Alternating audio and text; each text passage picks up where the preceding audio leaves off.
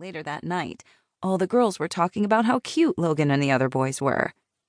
Then, thinking I was so cool because I knew Logan the best, besides Kelsey, of course, I told my friends out loud how much I preferred Logan without his shirt on. He was right behind me. Much laughter ensued from my friends, as well as Logan.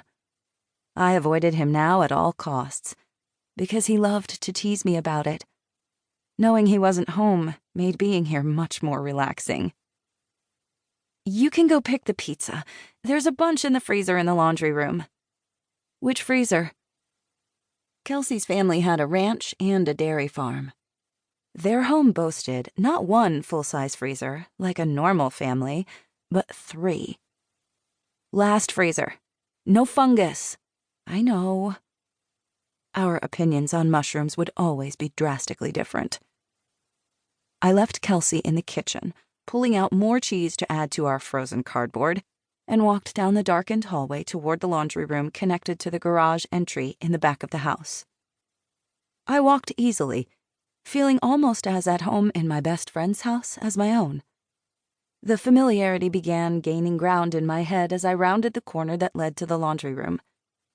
It became a game to me, a challenge. Make it to the freezer and back without turning on any lights.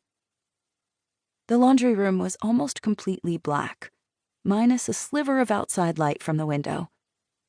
Upon entering, 3 massive freezers lined the left wall, and straight ahead was a sink and a washer and dryer. Cabinets and a small table, littered with missing socks and towels, took up the rest of the space. I was halfway into the room, headed toward the last freezer, stealthy as a cat, eye on my target, when a sudden movement directly in front of me disturbed the room. At a glance, it looked like the silhouette of a person facing away from me with 2 arms raised in the darkness. 2 arms raised, taking off a shirt? What? And then a noise. Breathing? My heart lurched first. I lurched second. My feet had tangled up with something in the middle of the floor. Combine that with the overconfident speed of my entry, and I tumbled forward, arms flailing, and gripped the first thing my hands connected with. Fabric on a warm body. And like my 8th grade science teacher had taught me just that morning, gravity took me down. The elastic shorts on the shadowy personage in front of me, which I naturally clutched in my hands to prevent my fall, came down with me. My knees stopped a full descent, along with large hands frantically gripping mine, holding me up, but, more importantly, keeping the shorts from sliding down his body any more than they already had. I was splayed forward, my top half in a Superman position, both hands locked on the fabric of the shorts, with my knees bent as if in prayer. I said a few prayers just then. I prayed to make it all go away. I imagined myself having a redo on what would surely end up being the most mortifying night of my life. How easy it would have been to tamp down the strange and completely idiotic ego trip and turn on the light before entering a darkened room in a house not my own.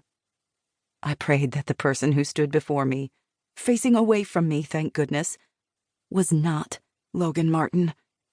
Even though I knew, without a doubt, that was exactly who it was. I prayed that this had not happened to me, but mostly, I prayed that the light from yonder window wasn't shining on a very firm and taut partial moon before me, inches from my face, my eyeballs searing every detail into my brain. 3 seconds. That was all it took to land from point A to point B.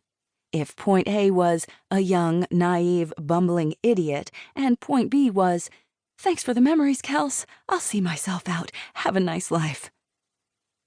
2 more seconds, and Logan had extracted himself from my grip, yanked up his shorts, and moved around me to fumble for the light switch. My top half plummeted to the ground without Logan's body holding me up. Blinding light broke through the dark.